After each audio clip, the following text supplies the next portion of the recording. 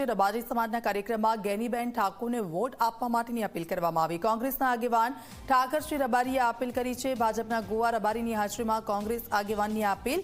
ઠાકોર સમાજ કાયમ રબારી સમાજની પડખે રહ્યો છે। કાર્યક્રમમાં કોંગ્રેસ ભાજપના અનેક આગેવાનો હાજર રહ્યા હતા। મહત્વનું છે કે ઠાકરશ્રી રબારી કોંગ્રેસના ઉમેદવાર ગેનીબેન ઠાકોરના વિશ્વાસુ છે।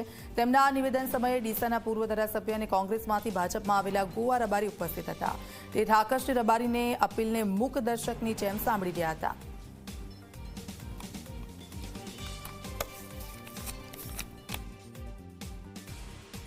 સમાજનું ગૌરવ છે। આમ તો શિક્ષક હતા અને બહુ સમાજ માટે સેવા કરી છે।